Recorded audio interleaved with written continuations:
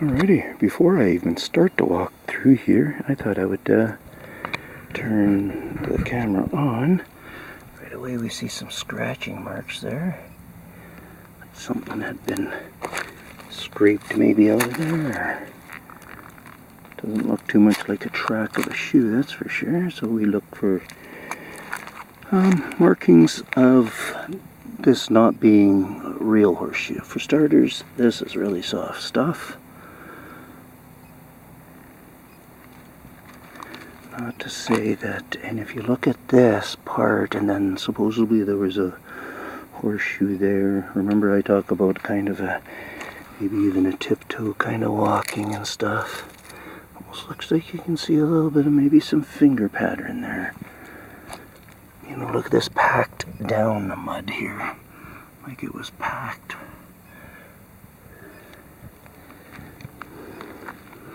Looks like it could be a good heel.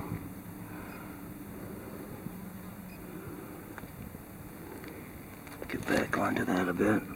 Maybe it's not, but it's something.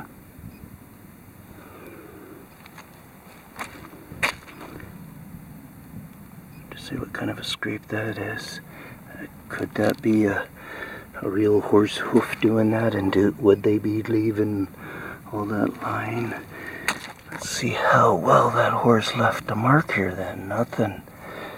See that?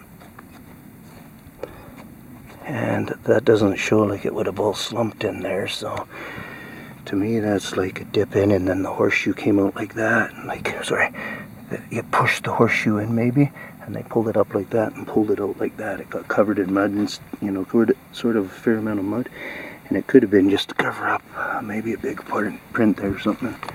Here's once again, it almost looks like some kind of digit stuff going on in between digit. Now, you know, let's pull out this piece right here. See, once again, maybe horseshoe, and when they're pulling it out, there's a big chunk on here.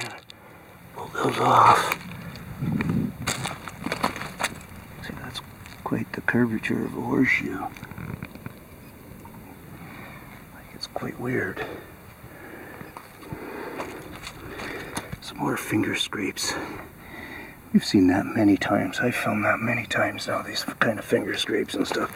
With that kind of grainy pattern in there and stuff. Seen it lots of times. There's some fake in between.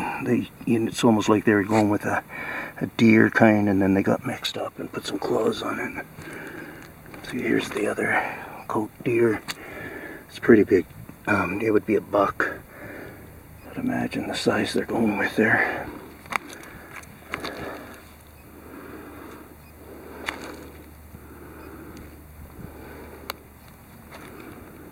See, there's some more finger rub right there, you know, when they're, you know, maybe just, you know, when they, you know, maybe it's, you know, they come down and they scooped it and it's this side of their knuckles or something, doing a little rub there so they're not, this is certainly thinking about this side of their hand, so it's it's a little bit more subconscious. I'm not a worry, because there's that end of it too, right? There's the subconscious that we just automatically are doing, and there's subconsciouses that we don't find to be that important, like a finger mark over a toe mark, over a heel mark, you know, a hand grab. Where I discovered the hand grab clan, you could tell they had no idea what the hand grab. But now that I went in there and I studied all those hand grabs and stuff and did all my laughing and snickering and stuff, they might be clued onto it now. That's the kind of guys they are. And then they just start teaching, I think. I think it just gets passed around and can get to clan because, like I've said before, I really am just seeing different cultures in some of the clans. Where it would be the mannerism, I don't know about that so much. Probably even. I bet you there's culturalism, mannerism that's kind of wonky too, right? But yeah, for sure they have a different culture of just behavior, Like the hand grab clan, I've only really, I think, seen that as such a persistent thing at that one clan. No other locations. So, a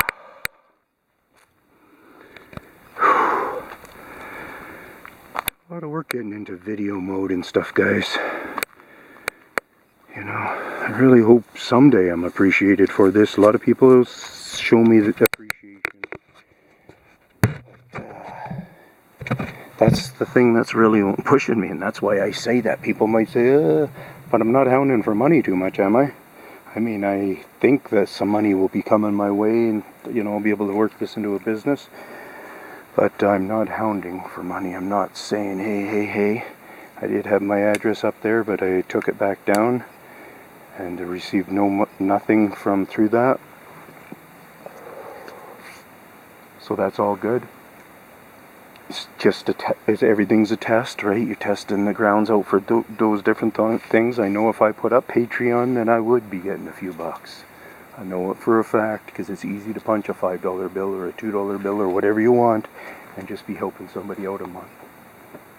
You know, so I get that.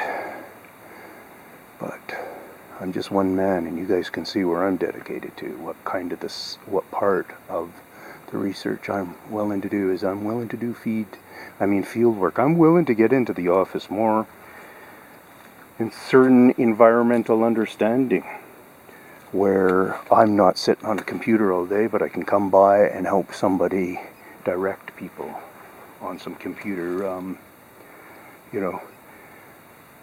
editing and different things like this, right? And, you know, wherever my skills could lie.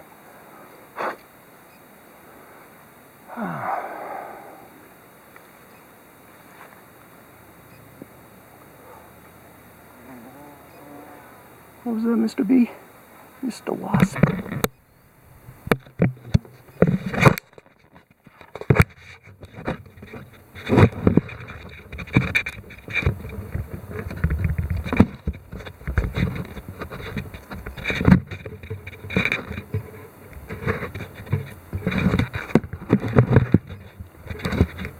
Yeah, I should do that walk again up there. Like there's a walk. When I came here, the second time, I think, maybe, or third time, I went up here. That's where they're gonna be. Now that I'm thinking about that information, that information's back probably 8 months, 9 months ago. So, yeah. Star, they don't like people like us. Yeah, they're not gonna do financially as well. Their financials will change, I think. Or they're gonna figure out a way to make more money out of this whole thing. That's what it'll end up in the end, is the industry's gonna require a lot of money.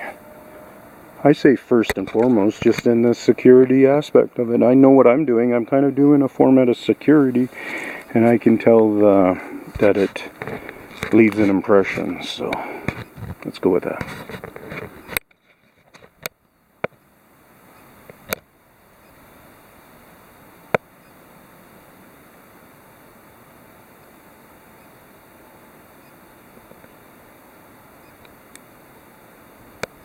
I think I must have part of my zooming capability off.